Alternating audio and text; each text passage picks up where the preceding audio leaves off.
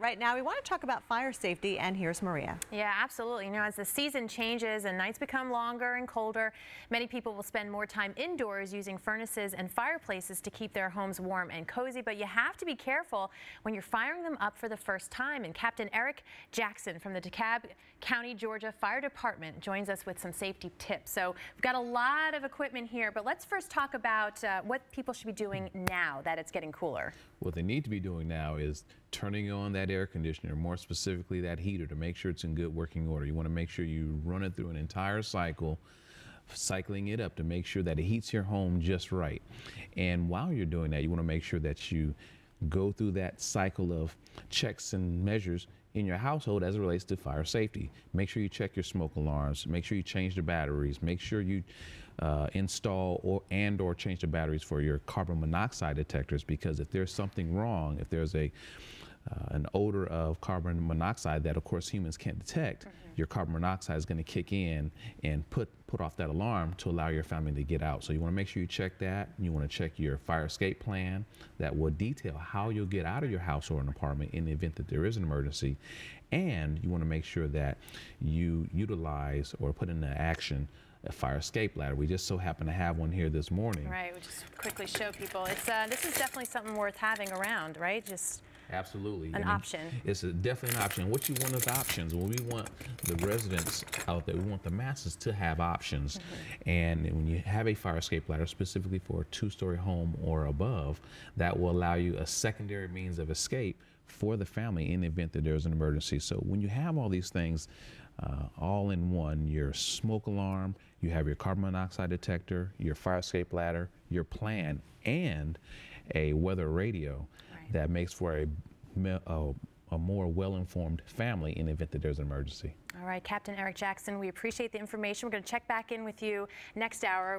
One topic a lot of people want to know about, the leaf burning. Yes. So we'll talk about that coming up in just a little bit. You know, as the seasons change and nights become longer and colder, many people will spend more time indoors using their furnaces and fireplaces to keep their homes nice and warm and cozy. But you've got to be careful when you're firing them up, especially for the first time.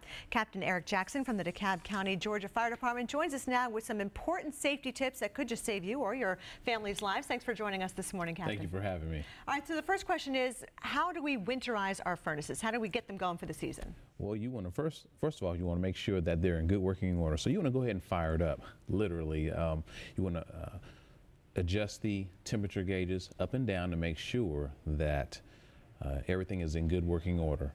If there's any strange smells, it'll probably just be because you're blowing the dust off that heater that hasn't been operated in such a long time. Yeah, sometimes there's that smell when you first turn it on. It's been a while. I don't like that. Exactly, and that's a good time to go ahead and do a 360 or a self-check of your home. Just make sure everything's okay. But at the same time, you want to make sure that you have in place your working smoke alarms that we have displayed here, as well as your carbon monoxide detector, because if there's anything that's going wrong with the furnace, or if there's a mishap with the fireplace and it starts to release carbon monoxide gases that of course we as humans can't smell, that's where your carbon monoxide detector is going to come into play. So we want to make sure that the batteries are operating functionally in both your carbon monoxide alarm and your smoke alarm.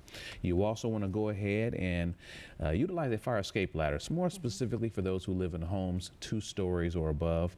But you want to go ahead, and if you don't have one, get one. If you do have one, make sure it's in place where it can be deployed very rapidly and very quickly. Practice using it too, especially with the little ones, right? Absolutely, and not just in ideal conditions during the daytime when everything is great. Wake them up in the middle of the night and startle them, if you will, so that they know that there's a procedure that needs to be followed. But they'll only know that once you put together a fire escape plan, which will detail how you get out of your home in the event, there is an emergency. Have a meeting place designated. That's so important. Thank you so much for joining us this morning, Captain. Some very important tips. And well, as the seasons change and nights become longer and colder, a lot of folks will be spending more time inside using the furnaces and the fireplaces to keep their homes nice and warm and cozy. But you've got to be careful when you're firing them up for the first time. Captain Eric Jackson from the DeKalb County, Georgia Fire Department joins us now with some safety tips, and we've been talking to you all morning long. Thanks so much for being with us today. Oh, thank you for having me. We talked earlier about obviously the importance of the smoke detectors, the carbon monoxide protector, you know, the alarms that go off, but I have to worry about my kids. I think they sleep through their alarm clocks naps, never mind waking up when something like this starts buzzing. Oh, absolutely. But again, it's something that is worth talking to and discussing with the family unit.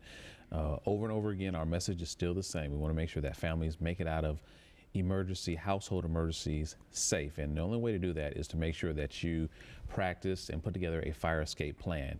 Putting together the plan is more than just outlining how you get out of your home, but it's also making sure that your carbon monoxide detectors are working the way they're supposed to, checking the batteries once a year and changing them, checking them once a month and changing the batteries twice a year when the time changes, making sure, and you can do that with both the carbon monoxide detector and with the smoke alarm. Some of them you can record your voice on. Hey, wake up, this is not a drill, get up. Absolutely. If the audible noise isn't loud enough, you can also go in with technology, which is so great. You can go in and actually record your own voice to make it more realistic.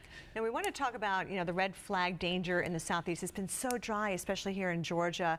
Yeah. What can you do to safely burn the leaves, or should you not even do it when there's a red flag warning? You really shouldn't do it. And just to let your viewers know that a red flag warning is essentially a warning that will come out from the National Weather Service that will alert not only the residents that there's a high fire danger and that conditions are ripe for a burn to take place, but it also alerts the fire agencies themselves so that they know what's out there and they know how to redeploy their personnel if there's a have more personnel wildfire handy to take care of situations like that. Absolutely. All right.